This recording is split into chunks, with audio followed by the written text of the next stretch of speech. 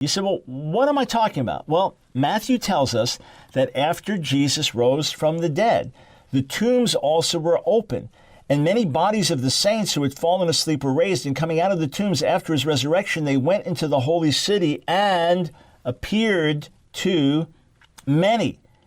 People look like Jewish zombies just walking around out of the graves. What happened to them? You know, that is a good fucking question.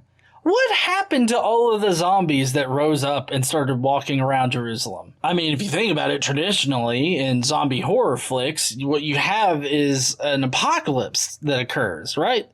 The zombies go around, they eat everybody, they cause a lot of havoc. I mean, it's pretty standard, right? And I mean, I doubt that any first century Jews had previous experience with zombies, so they wouldn't know to double tap them in the head, right? It kind of seems like if this actually did happen, a lot more people would be writing about it. I mean, if you consider all of the mayhem and all of that kind of shit that would have cropped up afterwards due to all the zombie attacks. So how exactly does Dr. Brown explain the lack of evidentiary support for his theological claim?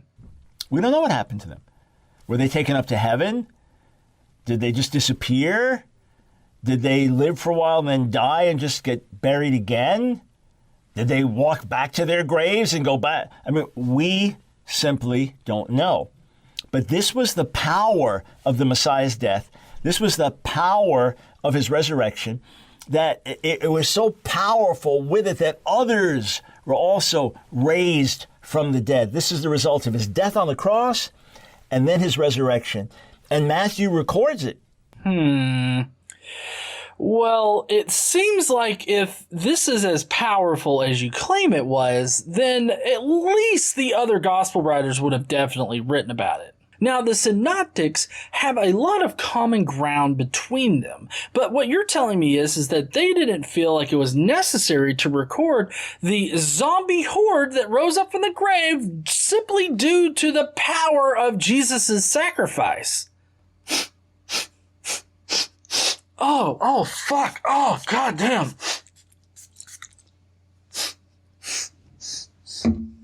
Okay, that was close.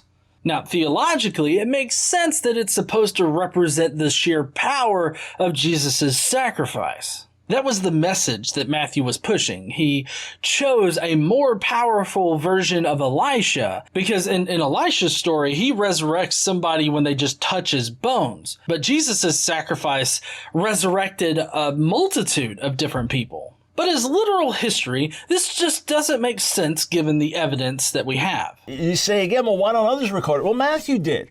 There are many accounts from the ancient world that we only have one source for. Even very major things, sometimes there's only one source for them. Natural things that are recorded once in history are perfectly acceptable. Generally, we have other physical or textual evidence that supports that one particular source, either causally or directly. Making this out to be like it was just another Sunday in Jerusalem in 33 or 30 AD just is totally fallacious. This would be the equivalence fallacy if you're keeping track. Like I said previously, this is a supernatural event, and we would need a lot more evidence in order to substantiate it. At least a lot better evidence and a lot more evidence than one biased source talking about an impossible Walking Dead scene. Here's the question. Matthew was an eyewitness, and he was writing to other people who knew what happened then, and some of them were eyewitnesses. So let me get this straight. In order to convince people that this event actually happened in history, you're going to say that one of the arguably more powerful events done by Jesus was just simply not recorded by the earliest accounts? How is this going to convince anybody? Then you try to claim that this one eyewitness was the only one that wrote down about the zombie horde that appeared in Jerusalem. All in the face of the text actually saying that they appeared to many. So apparently none of them could write except for this one guy named Matthew. I mean, you expect us to buy this load of horse shit over critical historiography? And also, the author of Matthew was writing at the very end of the first century, most likely in the 80s or the 90s. So no, he was not an eyewitness to anything. In fact, this was just after any eyewitnesses that could have witnessed it would have died. So there would be nobody there to say, hey, that didn't happen. Since Paul nor Mark record this episode of The Walking Dead in Jerusalem, it probably never happened. Why would he fabricate something like this? This is just another fair question to ask. Why would he fabricate something like this that everybody would know never happened? Obviously, enough word got out about this that he shared it. And 1 Corinthians 15, Paul says that Jesus is the first fruits of those who sleep. In other words, the first one to rise from the dead. Here's some others that rose. What happened afterwards? We simply do not know.